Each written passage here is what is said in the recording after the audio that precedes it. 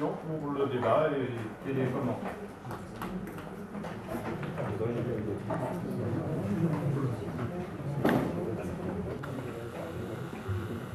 Merci, monsieur le maire. Il est très regrettable que la commission des finances ait été convoquée un vendredi soir à 18 h pour un conseil municipal le lundi suivant. C'est comme si on souhaitait par tous les moyens éviter les questions et dans tous les cas les réponses. Ou bien c'est que tout est préparé bien tard. Malgré cela, ce document d'orientation budgétaire est l'occasion pour la première fois d'avoir un débat politique sur la gestion de la ville par la majorité municipale et son maire. Malheureusement, ce débat sera faussé, car vous soumettez aux élus de la ville un document de 14 pages où il n'y a aucun chiffre d'estimation des recettes attendues comparé à celles des années précédentes. Il en est de même pour les dépenses, particulièrement pour les postes principaux du budget de fonctionnement. Les articles du Code pénal des collectivités territoriales du Code général des collectivités territoriales sont pourtant clairs. Lorsque la note explicative de synthèse communiquée n'est pas suffisamment détaillée, notamment s'il ne comporte pas d'éléments d'analyse prospective, il n'y en a pas, ni d'informations sur les principaux investissements projetés, sur le niveau d'endettement, ni son évolution, rien non plus, et sur l'évolution des taux de fiscalité, une amorce, le débat sur les orientations budgétaires doit être regardé comme s'étant tenu, sans que les membres de l'Assemblée délibérante aient bénéficié de l'information prévue par les dispositions législatives applicables. Cette circonstance constitue une irrégularité substantielle, de nature à entacher d'irrégularité la procédure d'adoption du budget primitif. La jurisprudence est là-dessus intransigeante et constante depuis 2005, communauté d'agglomération de Doudouais, commune de Breteuil-sur-Loire, de Mouans-Sartoux et de la Valette du Var. J'invite chacun à prendre connaissance du DOB de 13 pages, DOB 2014, préparé par nous-mêmes, où vous trouverez de nombreux autres ratios et indicateurs que ceux que vous indiquez. Les grandes lignes des résultats prévisionnels de l'exercice 2013, les restes à réaliser en dépenses et en recettes, les grandes masses du budget 2014, avec en détail les hypothèses retenues pour les recettes de fonctionnement, les produits des services, projection en impôts et droits, dotations et subventions, etc. Et les hypothèses de dépenses de fonctionnement, les recettes et les dépenses d'investissement. J'ai fait cela pendant 6 ans en présentant le budget du siège. Ici, il n'y a presque rien de tout cela. Devant l'impossibilité de discuter sur les grandes masses, il va être très difficile d'avoir un véritable débat d'orientation budgétaire tel que le prévoit la loi. Par contre, nous allons devoir dénoncer vos mensonges, vos contradictions et vos omissions. In fine, nous tenterons de comprendre vers quel destin semble s'engager l'Ukraine. Affirmation mensongère, page 5, petit c, section d'investissement. Les investissements réalisés au cours de ces dernières années sont inférieurs de près de la moitié aux dépenses réalisées par les communes franciliennes comparables, fermez les guillemets. En la matière, il n'y a qu'un seul juge, les chiffres publiés par la Direction générale des collectivités locales du ministère de l'Intérieur. Les chiffres de dépenses d'équipement de Villecreine s'élèvent en moyenne de 2008 à 2013 à 386 € Villecreine et 411 € par habitant pour la strate des communes comparables, ceci sans augmentation d'impôts de notre part et sans surendettement. Vous l'avez souligné. Villecreine se situe donc à 6,1% de la moyenne générale de sa strate et non à, ouvrez les guillemets, près de la moitié comme vous l'écrivez. À ce stade, ce n'est plus une erreur, c'est un mensonge. Toujours page 5, vous écrivez, ouvrez les guillemets, que la commune a puisé dans ses réserves et qu'elle a cédé de l'actif, mais ce qui compte c'est ce qui suit, pour se remettre à flot. Nous avons vendu à Val-Office un terrain de 2,2 millions qui a permis de financer l'achat de toute la partie tennis du Bois d'Auteuil, avec un club de tennis désormais en un seul lieu et aux installations améliorées. Vaut-il mieux avoir un terrain rudière aux possibilités réduites pour la collectivité, ou bien doter la commune en pleine propriété d'installations sportives et de loisirs de qualité. Fallait-il laisser les promoteurs agir à leur guise sur les terrains d'art du docteur Bertrand, que les propriétaires devaient absolument vendre, ou préempter ces mêmes terrains pour permettre de réaliser une résidence senior à 200 mètres du centre-ville? Demandez aux résidents ce qu'ils en pensent. En l'espèce, il s'agit donc d'une gestion très saine qui part d'actifs et de non-actifs de la ville pour les transformer en actifs plus intéressants pour la ville. C'est cela de la bonne gestion et une juste vision de nos intérêts. Alors évidemment, comme on le voit sur les courbes, au moment où on reçoit 2,2 millions, eh ben, les recettes montent, et au moment où on doit les reverser, les dépenses montent. Voilà, mais il faut comprendre à quoi cela se réfère, et tout cela, vous ne l'expliquez pas. Or, c'est un document d'explication. Contradiction. Résumons. Durant 6 ans, l'opposition, par l'intermédiaire de son porte-parole pour les finances, Gérard Guille, a exprimé à chaque débat son inquiétude devant la dérive des finances de Villecresnes. Ceci a largement argumenté votre campagne municipale, et j'ai déjà expliqué lors de précédents conseils l'utilisation déloyale que vous avez fait de chiffres sortis de leur contexte. Lisons ce DOP 2015, ouvrez les guillemets, vous l'avez d'ailleurs lu, mais je le relis. Toutes les catégories de collectivités ont été affectées par la progression plus lente des recettes que celle de dépenses. Et vous allez plus loin en affirmant: il faut rappeler que la commune de Villecresnes est confrontée aux problématiques d'une commune de 10 000 habitants et plus, tout en percevant les ressources d'une collectivité de strate inférieure ou des demandes incessantes d'augmentation des services publics. Donc, vous reconnaissez qu'il y a une tendance générale à la contraction des finances des collectivités, dont celle de Villecresnes. Le reconnaître plus tôt aurait évité beaucoup de malentendus. Mais où cela devient extraordinaire, c'est quand vous nous expliquez que la ville est sous-endettée et que son ratio de désendettement, en cours de la dette sur l'épargne brute de l'année, n'étant que de 5 ans, pour une bonne gestion, il faudrait le faire passer entre 7 et 12 ans. Alors là, on se dit qu'on a vraiment été des idiots, que l'on aurait dû endetter beaucoup plus la ville. Alors M. Gérard Guille, opposant, aurait été content, mais il dénonçait les dérives financières de la ville. On n'y comprend plus rien. Autre perle. Nous sommes peu endettés, mais nous avons 83,5% de taux fixe, et selon vous, c'est de la mauvaise gestion, car il faut avoir beaucoup plus de taux variables. Allez interroger M. Sylvain Berlioz, député maire de Saint-Maur, M. Guy Geoffroy, président de notre CIVOM, tous les responsables de collectivités qui doivent faire face aux dérives des taux variables et des emprunts toxiques dont ils ont hérité, pour voir ce qu'ils en pensent. Selon vous, il faut emprunter davantage et faire passer notre pourcentage de taux fixe, comme je l'ai entendu aux commissions des finances, de 83,5% à 65 ou 70. C'est énorme, comme dirait Fabrice Lucchini.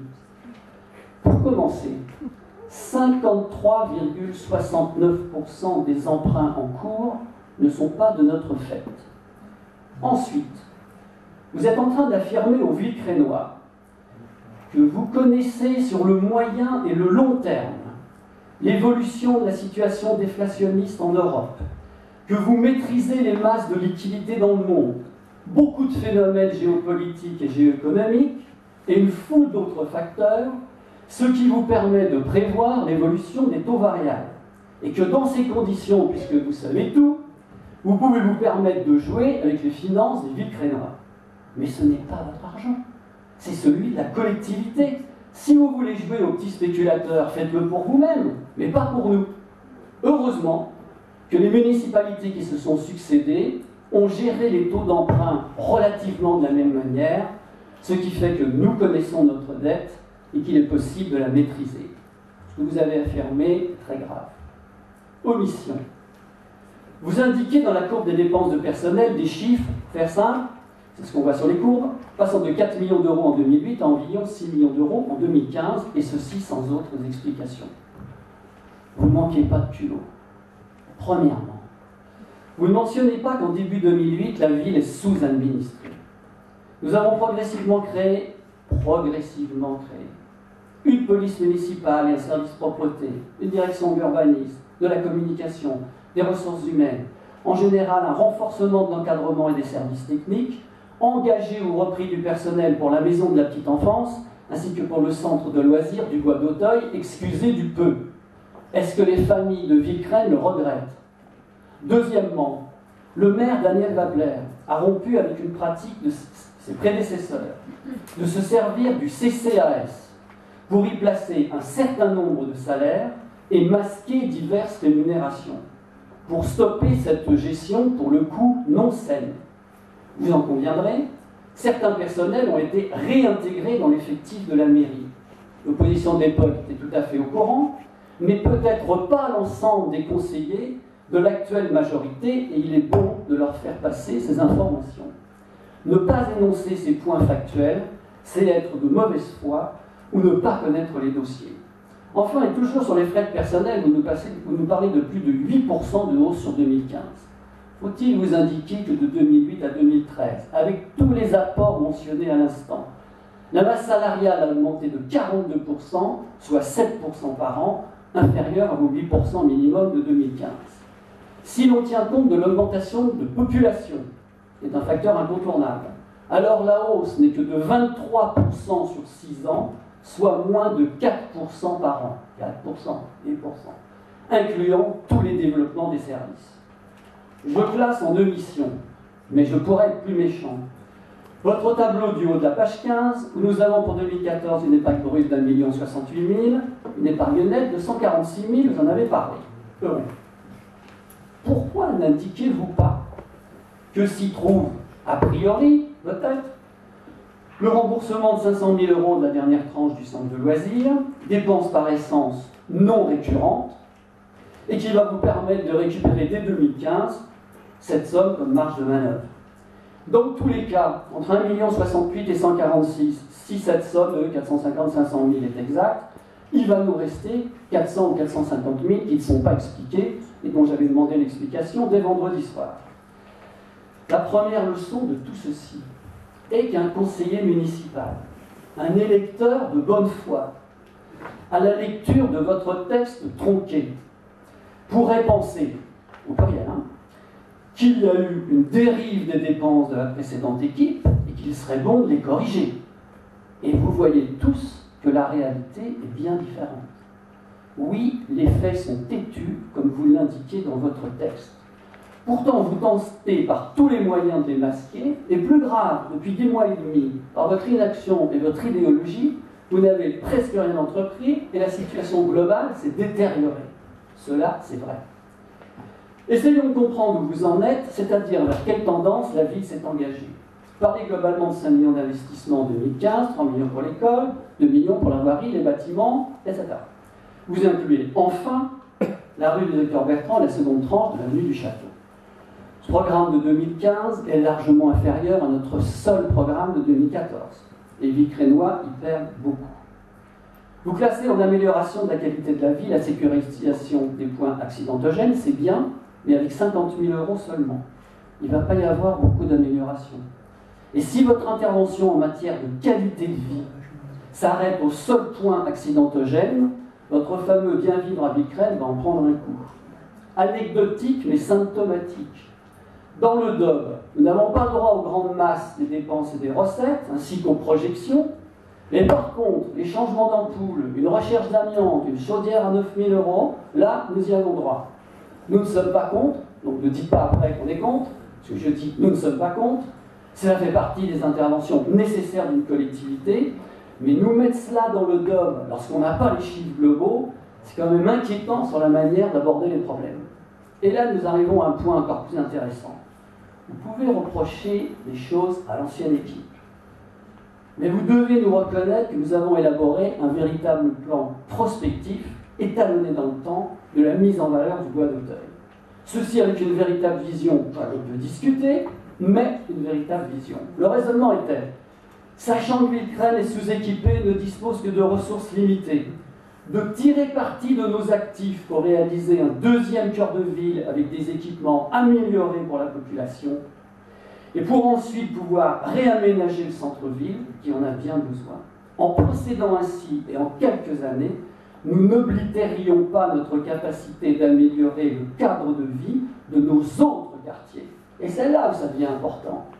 C'est la raison pour laquelle il était nécessaire d'avoir en 2014 un ratio d'endettement très faible, afin de pouvoir emprunter dans des conditions qui ne pénalisent pas les générations futures, pour atteindre un pic d'endettement que nous situions à 2017, et ensuite amorcer une décrue de nos emprunts et de nos dépenses. Ceci s'appelle une vision, que l'on peut encore une fois discuter sur certains des termes, mais pas sur le montage financier global. Pour gérer une ville de plus ou moins, le budget de plus ou moins 12 millions d'euros, il faut savoir gérer des masses. En 10 mois et demi, vous avez laissé passer trop d'occasions, parce qu'encore une fois, vous êtes idéologue, et que vous n'avez pas de vision pour Vincrème dans une métropole du Grand Paris qui de toute façon se fera, dans une région Île-de-France importante, et dans un cadre général globalisé. Ce doc fait éclater votre manque de vision. On pourrait encore l'admettre, tout le monde n'est pas fait pour gouverner. Mais où cela devient dangereux, c'est lorsque vous expliquez le schéma vertueux de financement des investissements. Vous l'avez rappelé, autofinancement à 20%, subventionnement d'au moins 30 à 35, d'au moins 30 à 35, et un prêt ne dépassant pas 50% de l'investissement. Donc pour l'année 2015, ça nous fait plus ou moins 1 million d'autofinancement, 1,5 million de subventions, voire davantage, 1,5 million de subventions, voire davantage, et 2,5 millions d'emprunts. Daniel Lapeyre a répété pendant 6 ans, que la ville devait avoir 1 million d'autofinancement, et que si on n'y arrivait pas une année, il fallait absolument retrouver cette marge l'année suivante. Ceci est dans tous les comptes rendus, vous enfoncez des portes ouvertes. On se demande d'ailleurs pourquoi. La ville étant sous-équipée, les taux d'emprunt étant très bas, et nos ratios d'endettement trop bas, vous n'avez pas emprunté en 2014. Vous auriez ainsi montré que vous preniez la mesure des problèmes, et surtout vous ne menaceriez pas l'ensemble des programmes pluriannuels que cette ville se doit d'avoir dans un délai acceptable. Expliquez à tout le monde comment vous pouvez être sûr d'avoir 1,5 million ou davantage de subventions en 2015. J'ai bien pesé mes mots. Alors même qu'une majeure partie devrait venir d'un contrat régional, ce contrat n'est pas engagé, les dossiers ne sont pas montés, des dossiers de contrats régionaux, il y en a à l'appel qui s'accumulent, et de plus, dans une région de 12,5 millions d'habitants, bon, nous, au prorata, et de plus, tout est bloqué jusqu'aux élections de fin 2015. Et quel que soit le résultat de ces élections, tout prendra des mois pour redémarrer, et un contrat régional, c'est long. Chers collègues de la majorité, lorsque vous allez voter le budget prévisionnel, pensez à tout cela. Vous voulez faire un 2% de réduction des frais de fonctionnement sur le compte administratif de 2015, faites-les. Une précision. Page 6, vous indiquez dans le tableau des politiques d'abattement que pour les personnes handicapées ou invalides, il n'y a pas d'abattement. Or, nous avons voté un taux de 10%. Merci bien. Pardon ? D'accord. Donc, merci de bien vouloir le rectifier. Le merci est pour le compte rendu, donc merci. Mesdames, Messieurs, chers collègues, tout cet enfumage n'a qu'un seul but, à savoir tenter de justifier une hausse d'impôt d'au moins 700 000 € de la taxe d'habitation, alors que nous savons déjà tous qu'elle est à un taux élevé. Notons que nous n'avions pas fait d'augmentation pendant 6 ans, tout en restant sous-endettés. Nous appelons cela de la saine et vertueuse gestion. C'est 700 000 € à minima, parce qu'une augmentation de la taxe d'habitation se répercute sur d'autres choses. Vont couvrir pour 350 000 € les baisses de dotation de l'État. Daniel Lapeyre avait averti le Conseil dès la fin 2013 et le début 2014 que nos dotations baisseraient d'au moins 300 000 €. Là encore, tout était connu. Pour les autres 300 000 €, ils vont servir, vous nous dites, à augmenter le virement à la section de fonctionnement et renforcer notre autofinancement. Avec les maigres chiffres que nous avons dans le DOM, et avec ce que nous savons, et avec la manière dont vous y prenez, nous vous disons que ces 350 000 € ne suffiront peut-être pas à ramener votre épargne nette à 1 million d'euros. Dès lors, si vous respectez votre programme d'investissement, vous ne serez pas à 2,5 millions d'emprunts, mais à beaucoup plus. Surtout si vous n'avez pas les 1,5 million de subventions. Et comme vous ne pouvez pas toucher aux 3 millions d'euros de l'école, il y a beaucoup de soucis à se faire. Peu de chiffres, de rares prévisions hasardeuses, des analyses douteuses.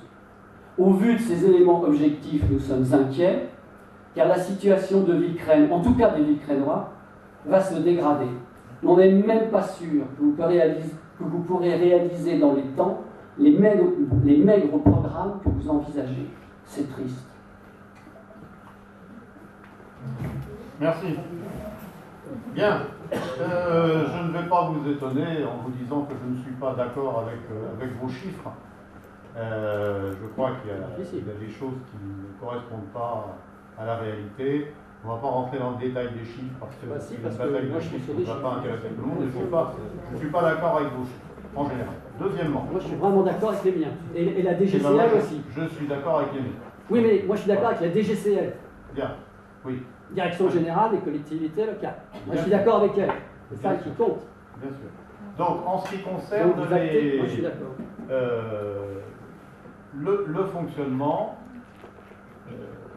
les accroissements en matière de fonctionnement ont été excessivement importants, et comme vous le rappeliez d'une façon tout à fait exacte, tout au long de la mandature, je me suis inquiété lorsque j'étais dans l'opposition.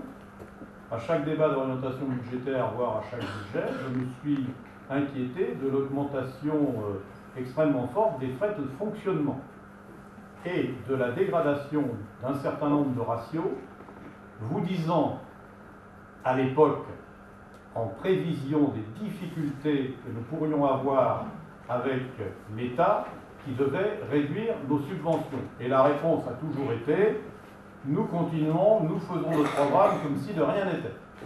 Donc il ne faut pas s'étonner aujourd'hui que les ratios, un certain nombre de ratios en tous les cas, se soient dégradés. Nous ne sommes pas dans une situation financière difficile, nous sommes dans une situation financière moins bonne qu'à votre arrivée. Par ailleurs, en ce qui concerne l'épargne nette, qui correspond, je rappelle, l'épargne brute, c'est la différence entre les recettes et les dépenses de fonctionnement. Cette épargne nette a considérablement baissé, puisque même si on rajoute, alors en ce qui concerne les 146K euros de 2014, vous avez tout à fait raison, il y a 500K euros concernant la Poste qu'on peut rajouter, qui sont un one-shot, si je puis dire, je suis d'accord, auquel cas ça nous fait quand même 646 euros, ce qui est quand même de toute façon encore plus faible qu'en 2013. Et donc je considère que même si on rajoute ça, de toute façon, nous sommes avec une épargne nette qui est trop faible aujourd'hui, qui a été trop faible en 2013, qui est trop faible en 2014, et qu'il faut absolument rétablir. En ce qui concerne le virement de la section de fonctionnement à la section d'investissement, je m'étonne que vous vous satisfaisiez d'un versement de 1 million. Parce qu'il me semble même que, même en 2001, où j'étais responsable des finances, le virement était déjà de 1 million. Donc, compte tenu de l'accroissement de la masse budgétaire globale, je crois qu'on devrait être largement à 1,3 million, 1,4 million, si on conservait les proportions. Or là, nous en sommes très loin, puisqu'on a été obligé de réduire, pour finir le budget 2014, nous avons été obligés de le réduire, ce virement, à 400 000 euros, au lieu de 1 million, pour pouvoir payer les employés.